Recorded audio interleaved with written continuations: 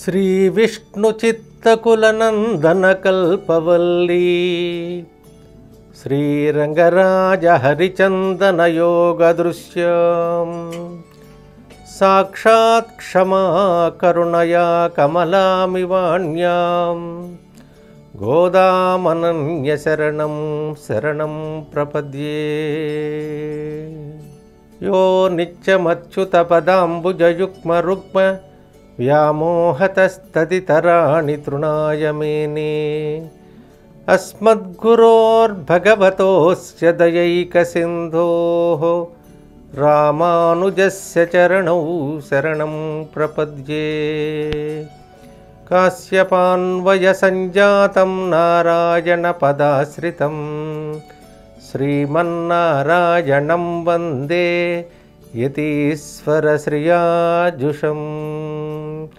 భారద్వాజకులోద్భూతం కవిరత్న విభూషితం సంపత్కుమార సచ్చిష్యం రామానుజమహం భజే. జై శ్రీమన్నారాయణ. ధనుర్మాస వ్రత మహోత్సవంలో నేడు 8వ రోజు. ఇద్దరి గోపికలను మనం మేలుకొల్పాం. ఇప్పటి వరకు కూడా పక్షుల యొక్క మాటలను వినలేదా అని గోపికలు ఆ సాంకేతిక పదముతో మేలుకొల్పడం జరిగిందనమాట. పక్షులు అనంటే ఎవరైతే భగవంతునితో మనల్ని చేర్చేటువంటి వారు ఉంటారో వారే పక్షులు. జ్ఞాన అనుష్ఠాన ఆచరణ కలిగినటువంటి మహానుభావులైనటువంటి వారు ఎవరైతే ఉంటారో వారే జ్ఞానులు. ఆ జ్ఞానుల యొక్క అనుగ్రహం చేతనే మనం పరమాత్మ సన్నిధికి వెళ్ళగలము అనేటువంటి భావనతో 10 రోజులు కూడాను 10 మంది మహానుభావుల యొక్క అనుగ్రహాన్ని మన మీద ప్రసరింపచేసుకొని వారి కటాక్షం చేత భగవత్ సన్నిధానానికి వెళ్ళేటువంటి ఒక మార్గాన్ని మనం పొందబోతూ ఉన్నాం. అందులో ఇవాళ 3వ గోపికను మేలుకొనే ప్రయత్నాన్ని మనం చేస్తూ ఉన్నాం అన్నమాట. ఉపనిషత్తులలో జ్ఞానశ్రుతి అనేటువంటి ఒక మహానుభావుడు ఉన్నాడు. ఆయన గారు అన్నదానం విరివిగా చేసేటువంటి వాడనమాట. ఆ అన్నదానము యొక్క విశేషం చేత అతడు మంచి తేజస్సంపన్నుడు అయ్యాడు. బాగా తేజస్సు వచ్చిందనమాట. ఆ తేజస్సు వలన ఆయన గారికి పక్షులు మాట్లాడేటువంటి ఆ పక్షి భాష కూడా ఈయన గారిని అర్థం చేసుకునే సామర్థ్యం కూడా ఏర్పడిందనమాట. ఆయన గారు నేను చాలా ధన్యుణ్ణి, బాగా అన్నదానం చేస్తున్నాను కాబట్టి నేను తరించినట్లే, నా జీవితం తరించినట్లే అని ఆయన గారు భావన చేస్తూ ఉన్నట్ట.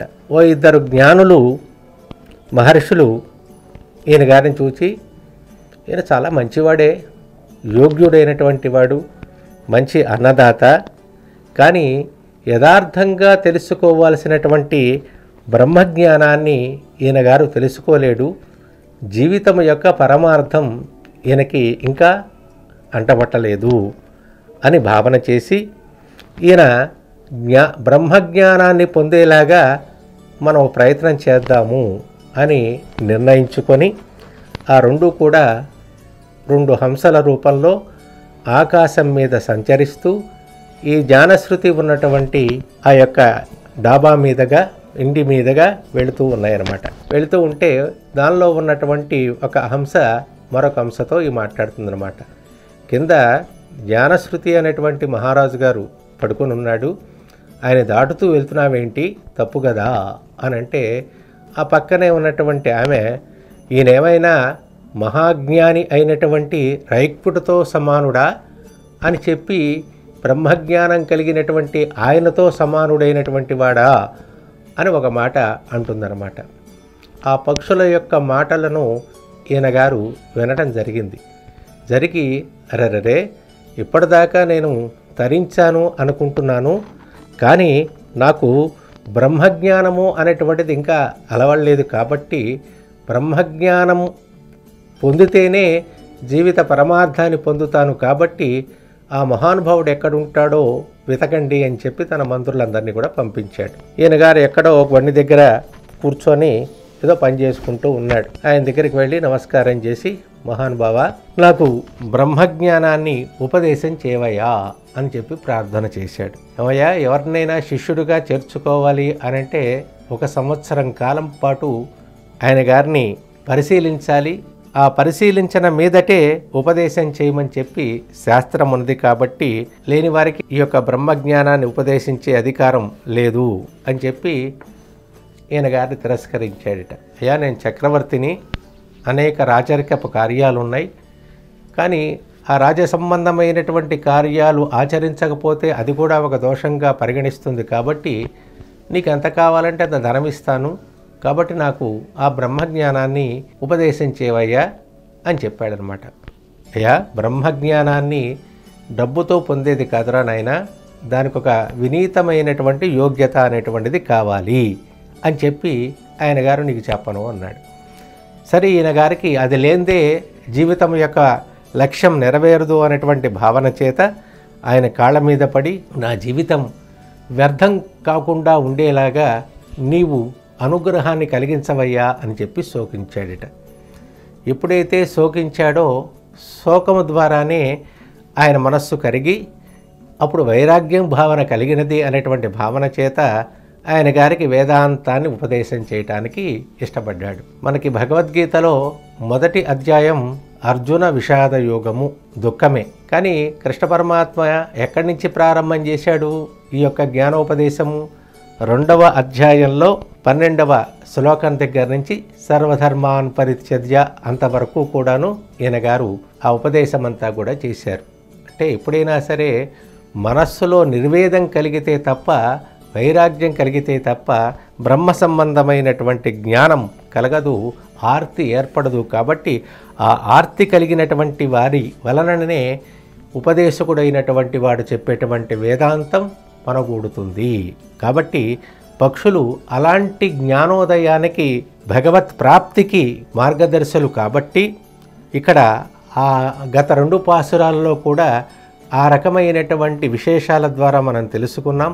ఈ పాసురంలో కూడా మరొక విశేషం ద్వారా మనం తెలుసుకోపోతున్నాం అన్నమాట. అంటే మనం భగవత్తుని పొందటానికి ముందు శ్రవణము, మననము, ధ్యానము అనేటువంటి 3 అవసరం. అంటే 3: 1 శ్రవణం వినాలి, వినదాన్ని మననం చెయ్యాలి, మననం చేసిన తర్వాత ధ్యానం చెయ్యాలి.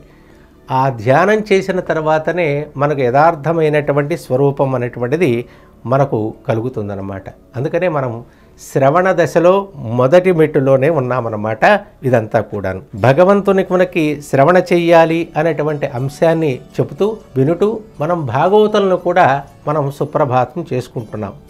మనకి లోకంలో మొట్టమొదటి సుప్రభాతం ఎవరు చెప్పారయ్యా అనంటే చక్రవర్తి తిరుమఘనార్ రామచంద్రునికి విశ్వామిత్రుల వారు మొట్టమొదటిసారిగా సుప్రభాతం చేశారు. ఆ తర్వాత తొండరపడి ఆళ్వార్ అనేటువంటి మహానుభావులు రంగనాథునికి సుప్రభాతం చేశారన్నమాట. ఆ తర్వాత మనం నిత్యము దేవాలయాల్లో చదివేటువంటి సుప్రభాతం సుప్రసిద్ధమైనటువంటిది వెంకటేశ్వర స్వామి వారి యొక్క సుప్రభాతం. ప్రతివాది భయంకర అండన్ అనేటువంటి మహానుభావుడు అనుగ్రహించినటువంటి సుప్రభాతం అన్నమాట. ఇదంతా కూడా మేలుకొల్పడం, భగవంతుని మేలుకొల్పేటువంటి సుప్రభాతాలు అన్నమాట.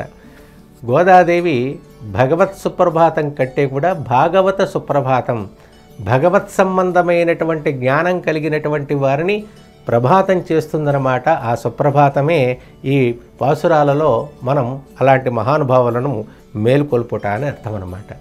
భగవంతునికి ఎప్పుడు ప్రేమ కలుగుతుంది అనంటే భగవంతుడు తనను ఆరాధించినటువంటి భాగవతోత్తములు ఎవరైతే ఉంటారో వాళ్ళని ప్రేమించినటువంటి వారిని ఆయన ఇష్టపడితే ఆయన గారికి బాగా ఆనందంట. మనకి పోతన గారు ఒక చిన్న పద్యం చెప్పారు. నీ పాదకముల సేవయు నీ పాదార్చకులతోటి నెయ్యము నితాంత అపారభూత దయయు తాపస మందార నాకు దయసేయకదే అన్నాడు కదా. కాబట్టి ఆ పాదార్చకులైనటువంటి వారి పట్ల భక్తి కలిగినటువంటి వారు ఎవరైతే ఉంటారో ఆయన గారికి బాగా ఇష్టం అన్నమాట. ఎలాగా అంటే భగవద్ రామానుజుల వారికి ఒక విలక్షణమైనటువంటి శిష్యులు ఉండేవారు అన్నమాట. ఎవరండి? వడగనంబి అనేటువంటి మహానుభావులు అన్నమాట. ఆయన గారికి రామానుజుల వారి పట్ల విలక్షణమైనటువంటి ప్రేమ, ప్రీతి, ఆచార్యనిష్ట కలిగినటువంటి వారు వీరు అన్నమాట. వీరు ఒకసారి వీరు ఇరువురు కలిసి శ్రీరంగానికి వెళుతూ ఉన్నారు. శ్రీరంగం వెళుతున్నప్పుడు మధ్యలో కావేరి నది దాటాలి కాబట్టి ఈయన రామానుజుల వారు ముందుగా వెళుతూ తన పాదుకలను వడగనంబ గారికి ఇచ్చారు. సరే, ఆయన గారు తీసుకొని ఆయన ముందు వెళ్తున్నారు, ఈయన వెనకాల వెళ్తున్నారు. ఈ వడగనంబ గారి చేతిలో రామానుజుల వారి ఆరాధన సంబంధమైనటువంటి పెరుమాళ్ళ పెట్టు కూడా ఉన్నది. దాన్ని నెత్తి మీద పెట్టుకున్నాడు, నడుస్తున్నాడు ఈయన కూడా. అలా కొంత దూరం వెళ్ళిన తర్వాత వెనక్కి తిరిగి చూశాడు రామానుజుల వారు. పాదుకలు ఈయన పెరుమాళ్ళ పెట్టి మీద పెట్టుకొని వస్తున్నాడు. అయ్యో, అపచారం, ఏమిటయ్యా ఇలాంటి పని చేసావింట్రా, పెరుమాళ్ళ పెట్టి మీద అవి పెట్టేది అని చెప్పి ఆయన గారు పాపం చాలా బాధపడిపోతూ ఉన్నారు రామానుజుల వారు. ఏంటి స్వామి, ఆయన మీ గురువు గారు, మీ భవంతుడు, నా దేవుడు మీరే, మీకు ఆయన దేవుడు కావచ్చు, కానీ నా దేవుడు మీరు కాబట్టి నా దేవుడిని నేను అలా తీసుకుని వస్తున్నాను అనేటువంటి ఆచార్య నిష్ట కలిగినటువంటి మహానుభావుడు ఆయన అన్నమాట. వైష్ణవ సంప్రదాయంలో భగవంతుడు కన్నా కూడా ఆచార్య సంబంధమైనటువంటి వారినే అమితంగా ఆరాధిస్తూ ఉంటారన్నమాట. ఆచార్యుల యొక్క ఉపదేశాలు కానీ, ఆచార్య శాసనం కానీ, ఆచార్య భాగవత శేషాన్ని కానీ వారు స్వీకరించటంలో తమ జన్మ సార్థకమైనది. ఆచార్య శ్రీపాద తీర్థాన్ని స్వీకరించటంలో కూడా అంతటి భగవత్ తీర్థం కంటే కూడా ప్రమాణము అనేటువంటి భావనతో ఉండేటువంటి విలక్షణమైనటువంటి లక్షణం కలిగినటువంటి వారు ఉంటారు.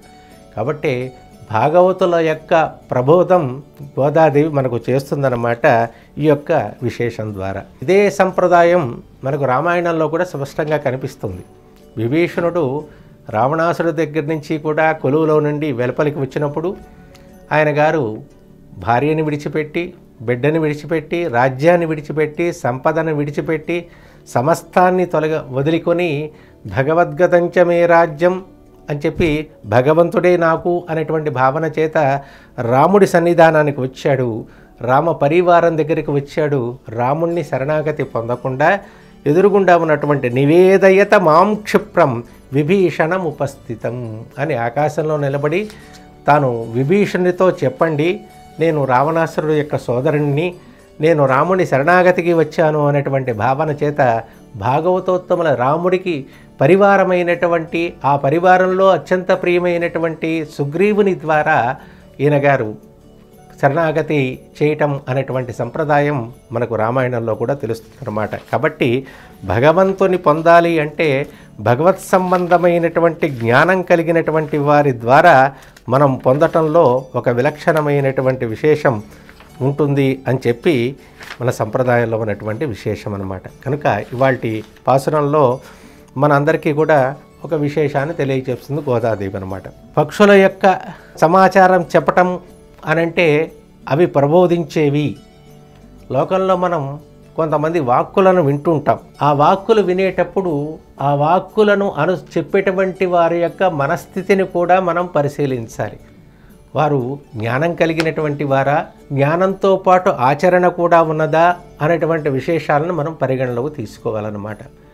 కేవలం జ్ఞానం ఉండి ఆచరణ లేకపోతే వారి దగ్గర మనం వెళ్ళి ఉపదేశం పొందకూడదు. కేవలం జ్ఞానం లేకపోయినా ఆచరణ కలిగినటువంటి వాళ్ళు అయినట్లయితే వారి ఆచరణ ద్వారా వారు చెప్పేటువంటి మహాపాండిత్యం కాకపోయినప్పటికీ కూడాను ఆచరణే ప్రధానమై ఉండటం చేత వారిని అనుసరించి ఆశ్రయించి తద్వారా భగవత్ సంబంధమైనటువంటి జ్ఞానాన్ని పొందటం ఉన్నతమైనటువంటిది అని అంటారన్నమాట.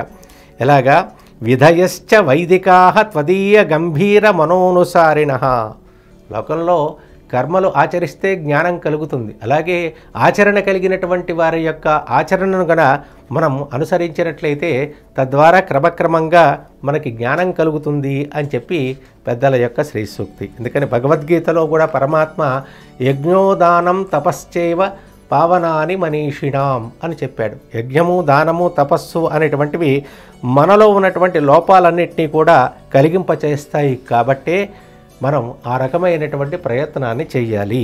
మనం శ్రవణం తర్వాత కీర్తనం. ప్రహ్లాదుడు కూడా భక్తుల యొక్క విశేషాన్ని వివరిస్తూ శ్రవణం, కీర్తనం, విష్ణు స్మరణం, పాదసేవనం, అర్చనం, వందనం, దాస్యం, సఖ్యమాత్మ నివేదనం అని చెప్పాడు. కాబట్టి శ్రవణం తర్వాత కీర్తనం అని అంటారు. కీర్తించాలి అని అంటారు. ఆ దశలో ఉన్నటువంటి రెండవ విశేషాన్ని మనం తెలుసుకోబోతున్నాం అన్నమాట.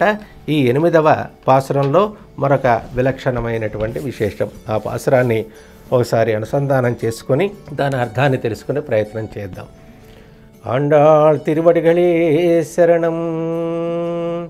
கீழ்வானம் வெல்றென் எருமை சிறுவீடு மேயுவான் பரந்தனகான் மிக்குள்ள பிள்ளைகளும் போவான் போகின்னாரை போகாமல் காத்து இன்னை கூவுவான் வந்து நின்றோம். கோது குலமுடைய பாவாய் இடிந்திராய் பாடிப்பறை கொண்டு மாவாய் பிளந்தானை மல்லரை மாட்டியா தேவாதி தேவனை செந்து நாம் சேவித்தால் ஆவாயுன்னாராயந்தருளேலொரிம்பாவாய். ఆండాళ్ తిరువడిகளே శరణం. ఈ పాటలో కూడా తెల్లవారింది అనటానికి ఒక సాంకేతికమైనటువంటి పదాన్ని చెబుతున్నారన్నమాట. గోపికలందరూ కూడా 3వ గోపిక ఇంటి ముందుకు వచ్చి ప్రార్థన చేస్తున్నారన్నమాట. కీழ்వాణం వెల్రెన్రు. అమ్మా, తూర్పున ఆకాశం తెల్లబడినది అని తెల్లవారిన దానికి సంకేతం చెప్పారు. ఎరుమై సిరువీడు మేవాన్ పరందనగాన్. గేదెలు చిన్న బీడులో మేయటానికని విడువబడినవి. ఈమె గారు బ్రాహ్మణ కుమార్తె అయినప్పటికీ కూడా వీళ్ళ నాన్నగారు విష్ణు చిత్తుల వారు. వాళ్ళింటో రోజు కూడా వేదాధ్యయనము, శాస్త్రాధ్యయనము, చక్కగా భగవద్ ఆరాధనలు, భగవత్ కీర్తనలు, భగవద్ గుణానుసంధానంతో ఉండేటువంటి తిరుమాళిక వారిది. అలాంటి ఈమె వ్రతం చేస్తూ పరిపూర్ణమైనటువంటి గోపికా భావాన్ని స్వీకరించింది కాబట్టే అవేవీ చెప్పకుండా వేదానికి సంబంధించినటువంటి అర్థాలు, యజ్ఞానికి సంబంధించిన అంశాలు చెప్పకుండా ఈమె పరిపూర్ణమైనటువంటి గోపికా భావంతో చెప్తుందన్నమాట. కీழ்వాణం వెల్రెన్రు. తూర్పు ఆకాశం తెల్లబడినది. ఇది గోదాదేవి తెల్లవారింది అనటానికి సంకేతంగా చెప్పింది. ఈమె విష్ణుచిత్తుల వారి యొక్క కుమార్తె, బ్రాహ్మణ పిల్ల. వీళ్ళింట్లో నిత్యము కూడా వేదాధ్యయనాలు, శాస్త్రాధ్యయనాలు, హవన కార్యక్రమాలు, కీర్తన కార్యక్రమాలు, పెరుమాళ్లకు సంబంధించినటువంటి విశేషాలు జరుగుతూ ఉంటాయి. అవి కదా చెప్పాల్సింది. ఇవేవి చెప్పకుండా పరిపూర్ణమైనటువంటి గోపికా భావనతో ఉండటం చేత ఆ భావనతోనే ఈ యొక్క పాసురంలో వాటినే ప్రాభాతిక సూచకంగా మనందరికీ కూడా తెలియచేస్తుందన్నమాట. ఏమైంది? తెల్లవారక ముందే తెల్లవారుతున్నటువంటి సమయంలో, మంచులో ఉన్నప్పటి సమయంలోనే లోపల కట్టివేయబడినటువంటివన్నీ కూడా బయటికి తీసుకువచ్చి కట్టివేసి నీరు పెట్టి పచ్చిక మేపి అటు పిమ్మట అడవికి తోలుకు వెళ్ళటం అనేటువంటిది ఒక సంప్రదాయం అన్నమాట. గేదెలన్నీ కూడా చిన్న బీడులో మేయటానికి వెళ్ళిపోతూ ఉన్నాయి, అంతటా వ్యాపించి ఉన్నాయి. మిక్కుళ్ళ పిళ్ళైగళం పోవాన్ పోగిన్నారై పోగామల్ కాతూ. మిగిలినటువంటి గోపికలందరూ కూడా వ్రతస్థానానికి వెళుతూ ఉన్నారు. అలా వెళుతున్నటువంటి వారంతా కూడాను వెళ్లకుండా ఆపి నీవు రాలేదు అనేటువంటి భావన చేత నీ ఇంటికి వద్ద వచ్చి నిలబడి ఉన్నాము. ఉన్నై కూవువాన్ వందు నిన్రోం. నిన్ను పిలవటం కోసం, నిన్ను కలుపుకుంటం కొరకు నీవు దగ్గర వచ్చి ఉన్నావమ్మా. ఎందుకనో తెలిసిన కోదు కులముడయ్య పావాయిళిందిరాయి. నువ్వు కృష్ణ పరమాత్మకి అత్యంత కుతూహలాన్ని కలిగించేటువంటి ఒక గోపికవు కదా. ఏం చేయాలి? పాడిప్పరైకొండు. మనమందరం కూడా ఈ వ్రతంలో ప్రధాన సాధనంగా పరమాత్మ యొక్క నామాన్ని కీర్తించటం కదా. ఆ కీర్తించి పరై అనేటువంటి దాన్ని స్వీకరించటం కదా మనం వెళ్ళేది. కాబట్టి మావాయి పిళందానై మల్లరై మాట్టియా దేవాది దేవనై. కేసి అనేటువంటి రాక్షసు యొక్క నోటును తీర్చినటువంటి వాడు, అలాగే మల్లరులను జయించినటువంటి వాడు, దేవతలందరికీ కూడా ఆదిదేవుడైనటువంటి వాడు. ఆయన దగ్గరికి వెళ్ళి సింధునాం సేవిత్తాల్, వెళ్ళి మనం సేవించినట్లయితే ఆవాయన్, అయ్యో మీరే వచ్చేసారా అని ఆశ్చర్యపడి ఆనందపడి అందరినీ అడిగి అడిగి తెలుసుకొని అరుల్ కృప చూడును అని ఈ పాసురంలో చెప్తున్నారనమాట. గోదాదేవి 8వ పాసురంలో మరొక విశేషాన్ని చెప్తున్నారనమాట. ఏమని చెప్తున్నారు? వీళ్ళందరూ కూడా ఆ గోపిక ఇంటి దగ్గరికి వచ్చారు. అమ్మ తెల్లవారింది అని అంది. లోపల ఉన్నటువంటి గోపిక సంభాషణ చేస్తుందన్నమాట. ఎవర్రా, మీ ముఖములు చంద్రబింబములై ఉండటం చేత మీ ముఖకాంతి అంతా కూడా తూర్పు దిక్కునే ప్రసరించబడి ఉండటం చేత ఎప్పుడు తెల్లవారుతుందా అనేటువంటి కాంక్ష చేత తూర్పు దిక్కునే మీ తలలన్నీ పెట్టి ఉండటం చేత మీ ముఖముల యొక్క కాంతి చేత తూర్పు తెల్లవారినది అని అనిపిస్తుందే తప్ప అది నిజమైనటువంటి తెల్లవారింది అనటానికి గుర్తు కాదమ్మా, మీది అన్యదా జ్ఞానము అంటున్నారు. ఒకలా ఉన్నదాన్ని మరొకలాగా భావించటము అనేటువంటిది ధర్మ విపర్యాసము అని అంటారమ్మా. ఇది నిజంగా తెల్లవారినది అని అనటానికి ఏమాత్రం కూడాను కాదు అనంటే, అప్పుడు బయట ఉన్నటువంటి గోపికల వారు అంటున్నారన్నమాట, అమ్మ మా ముఖాలు తెల్లగా ఉన్నంత మాత్రాన తెల్లవారినట్లా అని నువ్వు భావిస్తున్నావా? అది పొరపాటు కాదా అని వీరు మళ్ళా దానికి సమాధానం చెప్తున్నారన్నమాట.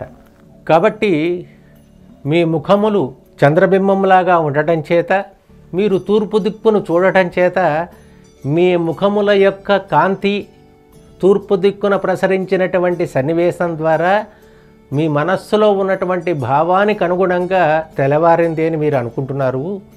నిజంగా తెల్లవారింది కాదమ్మా, మీది అన్యదా భ్రాంతి. ఎందుకని ఒకలా ఉండేదాన్ని మరోలాగా అనుకోవటం ఏమంటారో తెలిసిన ధర్మ విపర్యాసము అని అంటారమ్మా. అది మీ పరిస్థితి ఆ రకంగానే ఉన్నది అని అన్నారన్నమాట. ఏమమ్మా, మా ముఖాలు తెల్లగా ఉన్నంత మాత్రాన తూర్పు దిక్కు తెల్లబడిందా? అలాంటి సన్నివేశాలు కూడా ఉంటాయా లోకంలో? మాకు తెలియదులే అని బయట ఉన్నటువంటి గోపికలు మళ్ళా సమాధానం చెప్తున్నారన్నమాట. ఒక పురాణ ప్రవచకుడు రామాయణాన్ని ప్రవచనంగా చెబుతూ ఉన్నాడనమాట. ఆ చెప్తుంటే ఆ సన్నివేశం ఏమిటి అంటే అశోకవనాన్ని ఆయన గారు వర్ణిస్తూ ఉన్నాడు. సరే, ఎప్పుడు రామాయణం చెప్పినా రామాయణం చెప్పే ప్రవచకునికి ముందుగా ఒక ఆసనం. ఎందుకని ఎత్ర ఎత్ర రఘునాథ కీర్తనం తత్ర తత్ర కృతమస్తకాంజలిము అన్నట్లుగా రామశబ్దం విన్నా, రాముడి యొక్క మాటలు విన్నా, రాముడి యొక్క పాటలు పాడినా అక్కడ ఆంజనేయ స్వామి బాష్పాంజలితో దాన్ని వింటూ ఉంటాడట. ఆంజనేయ స్వామి గారు కూడా ఉన్నాడు. ఈయన అశోకవనంలో వర్ణిస్తూ అశోకవనంలో ఉన్నటువంటి వృక్షాల్లో ఉన్నటువంటి పూలన్నీ కూడాను చాలా తెల్లగా ఉన్నాయి అని ఆయన గారు వర్ణిస్తూ చెబుతూ ఉన్నట్ట. వెంటనే ఆంజనేయ స్వామి కలగజేసుకొని, ఏమయ్యా నువ్వు ఇప్పటిదాకా రామాయణాన్ని బాగానే చెప్తున్నావు, వింటున్నాను నేను కూడా, బాగానే ఉంది. నువ్వు అశోకవనంలో ఉన్నటువంటి పుష్పాలన్నీ కూడా తెల్లగా ఉన్నాయి అని చెప్తున్నావు. నేను ప్రత్యక్షంగా వెళ్ళిన వాడిని, చూసినటువంటి వాడిని, అక్కడ పుష్పాలు ఎర్రగా ఉన్నాయి అని అన్నట్ట. అంటే ఆయన గారు, ఏమండి నేను శాస్త్రం చదువుకున్న వాడినే, నేనేమీ అసత్యమేం చెప్పలేదు. నతే వాగనృతాకావే కాచిదత్ర భవిష్యతి, ఉన్నది ఉన్నట్లుగానే చెబుతున్నాను, నేనేమీ అసత్యమేం చెప్పలేదు స్వామి అని చెప్పి ఆంజనేయ స్వామికి సమాధానం ఇచ్చాట. కాదయ్యా, తెల్లపూలు కాదు ఎర్రపూలే ఉన్నాయి అని చెప్పి వాదించడం ప్రారంభించాడు.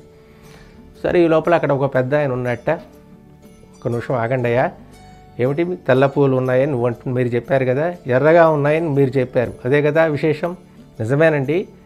మీరు వెళ్ళిన రోజు ఆ సన్నివేశంలో రావణాసురుడు అమ్మను తీసుకెళ్ళినటువంటి సన్నివేశం అవటం చేత మీ కళ్ళన్నీ కూడా కోపంతో ఉండటం చేత ఆ రౌద్రమైనటువంటి విశేషం కంటి ద్వారా చూడటం చేత అక్కడ ఉన్నటువంటి పుష్పాలన్నీ కూడా ఎర్రగా ఉన్నాయి.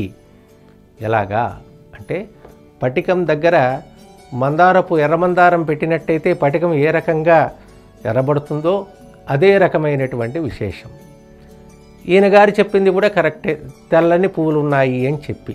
కాబట్టి నీకు ఆ సమాధానం, ఇది ఈ సమాధానం ఓ రెండిటికి సరితూగుతుంది అని చెప్పి ఆయన గారు సమన్వయపరిచారన్నమాట. అలాగే అన్యదా భ్రాంతి కాదు, మనస్సులో ఉన్నటువంటి భావన ఎలా ఉంటుందో ఆ రకమైనటువంటి భావన వల్ల మీరంతా ఉన్నారు. ఎప్పుడు తెల్లవారుతుందా, ఎప్పుడెప్పుడు వెళ్దామా అనేటువంటి భావన చేత మీకు ఈ రకమైనటువంటి ఆసక్తి కలిగినది అని ఈ గోపిక వారితో చిన్న చమత్కారంగా మాట్లాడుకున్నారన్నమాట.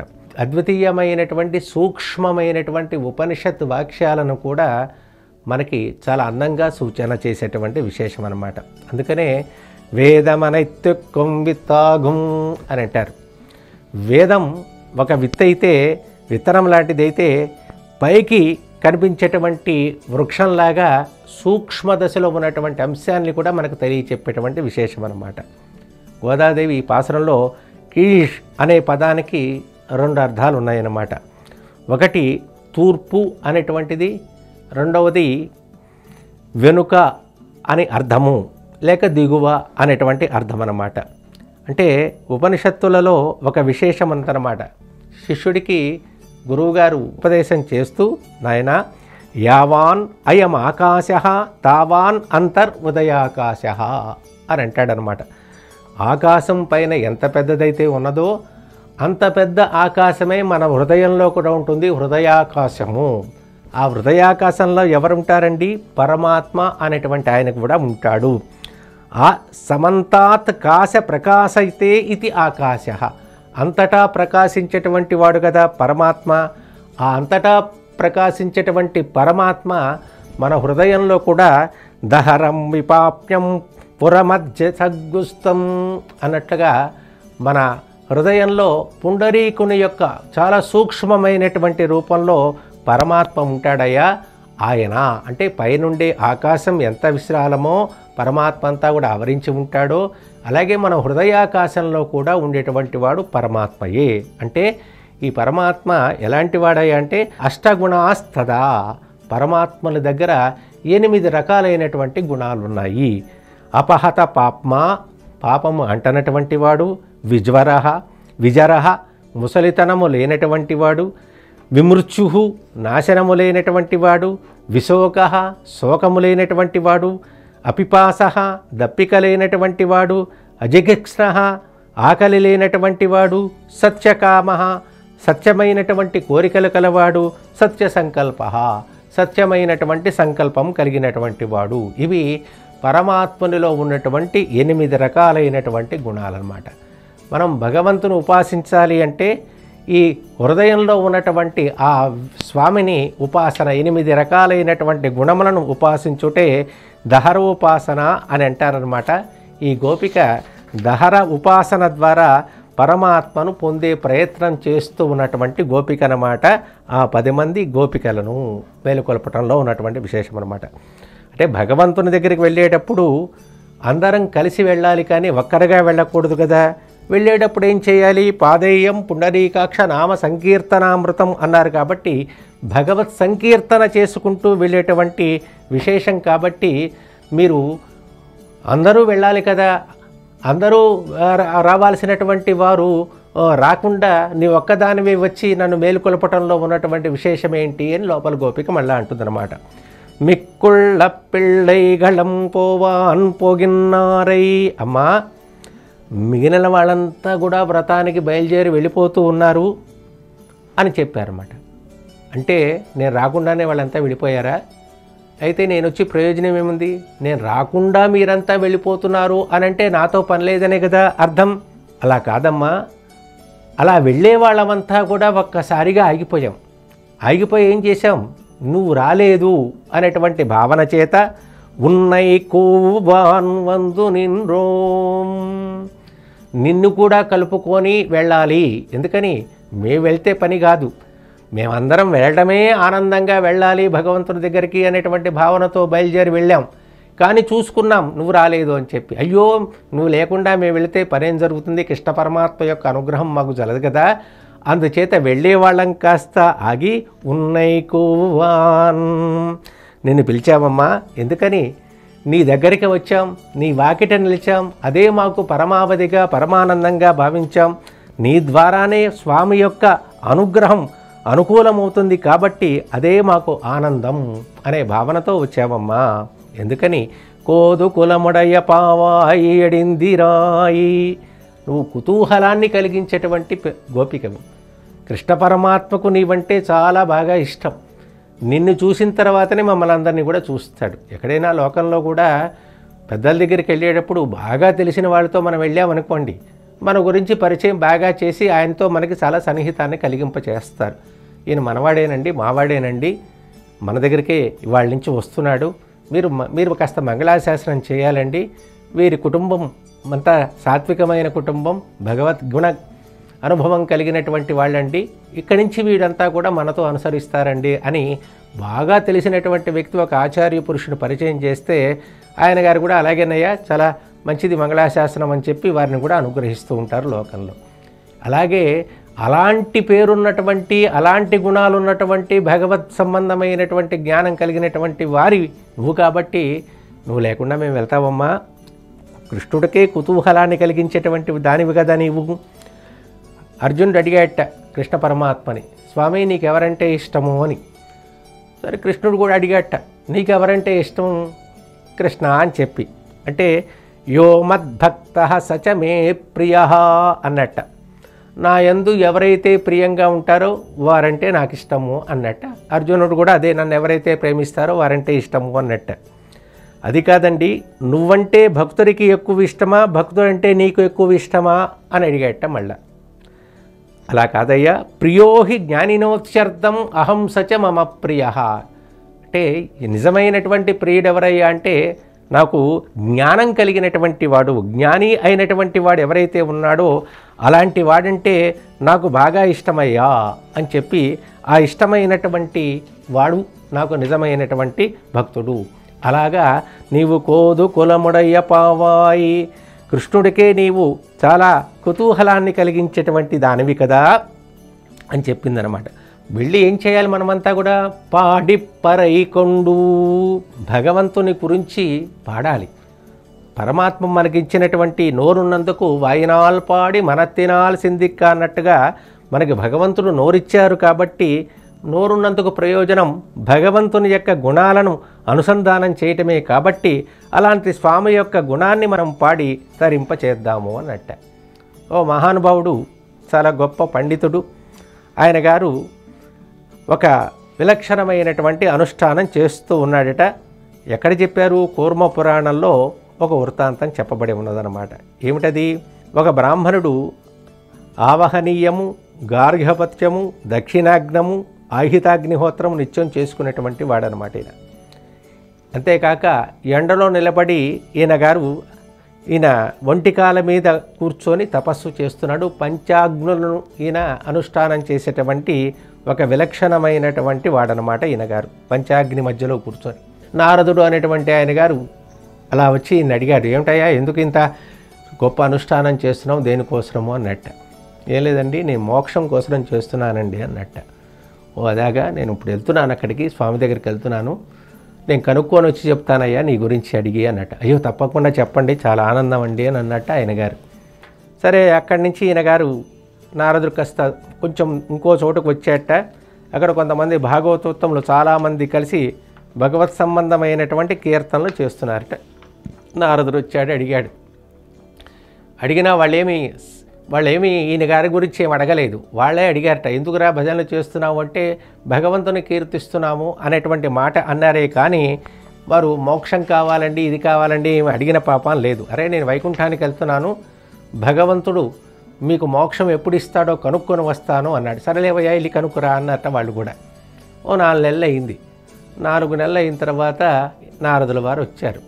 వచ్చి రాగానే ఈ బ్రాహ్మణ దగ్గరికి రాగానే ఆయన గారిని పిలిచి అన్నట్ట, ఏమయ్యా నీకు 9 జన్మలు ఎత్తిన తర్వాత నీకు మోక్షప్రాప్తి ఉంది అని చెప్పి స్వామి చెప్పాడు అన్నట్ట.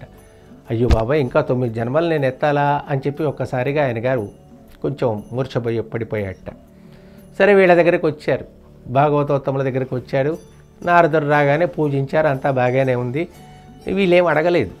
అప్పుడు నారదుడు చెప్పాట, ఏమండి మీరు మీ గురించి కూడా అడిగాను, మీ అందరికీ మోక్షం ఎప్పుడు వస్తుంది అని చెప్పి అడిగితే 900 జన్మలు ఎత్తాలి అని చెప్పి ఆయన గారు చెప్పాడండి అన్నట్టు.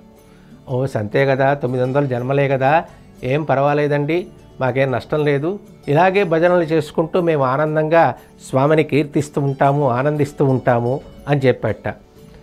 అనేసరికి ఆయన గారికి ఆశ్చర్యం కలిగిందిట. ఆయనేమో అలా పడిపోయారు, వీళ్ళకి ఇన్ని జన్మలైనా సరే ఆనందంగా ఉంటాడు అంటే భగవంతుని యొక్క గానాన్ని నామాన్ని గానం చేయటంలోనే ఆనందం, ఆయన కీర్తించటమే ఆనందం.